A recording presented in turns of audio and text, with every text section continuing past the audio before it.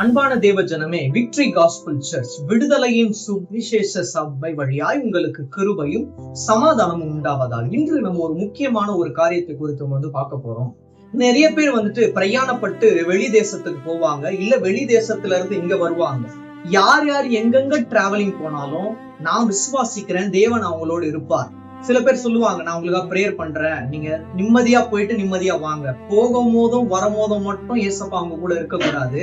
தினம் தினம் ஒரு நிமிஷமும் ஒரு செகண்டும் அவங்க கூட இருக்கணும். அப்படிதான் நம்மளோட பிரேயர்ஸா இருக்கும்.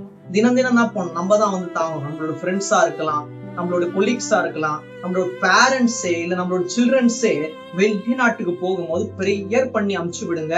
அமுச்சு விடுறத மட்டும் உங்களோட கடமை இல்ல, தினம் தினம் என்ன பண்ணணும், நீங்க பிரேயர்ல உறுதியா இருக்கணும். எப்படின்னா, எசப்பா நீங்க அவங்கள எப்படி அழகா கூட்டிட்டு போனீங்களோ அவ்வாறு அழகா நீங்க கூட்டிட்டு விடுறது மட்டும் இல்ல, ஒரு செகண்டும் டிராவலிங்ல நீங்க இருங்கப்பா. பிளைட்ல போனாலும் ட்ரெயின்ல போனாலும் எந்த ஒரு ஆபத்தும் நேரிடாதபடிக்கு அவர்களோடு நீங்க இருந்து அற்புதமா வழிநடத்துங்கப்பா அப்படின்னு கேட்கணும். ஒரே ஒரு வசனம் மட்டும் நான் உங்களுக்கு சொல்றேன்.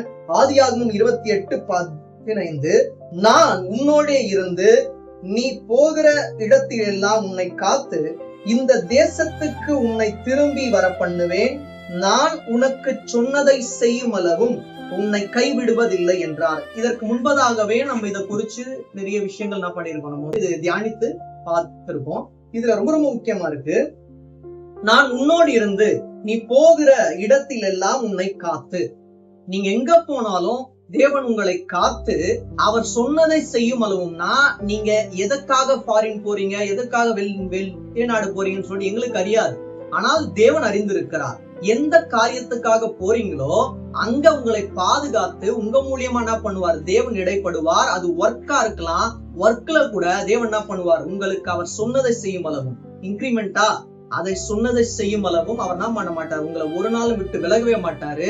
இதை நீங்க விசுவாசிங்க. நான் நம்புறேன், யாராரு வெளிநாடுக்கு போறீங்களோ இல்ல அங்க இருந்து இங்க வரீங்களோ, தேவன் உங்களோடு இருப்பார். ஒரு செகண்டும் உங்களோடு இருந்து என்ன செய்யணும் என்ன செய்யக்கூடாது அப்படின்னு சொல்லிட்டு அவரே உங்களுக்கு எக்ஸ்பிளனேஷன் கொடுத்து உங்களை அற்புதமாக வழிநடத்துவார். தேவன் தாமே உங்கள் யாவரையும் ஆசீர்வதிப்பாராக. ஆமென்.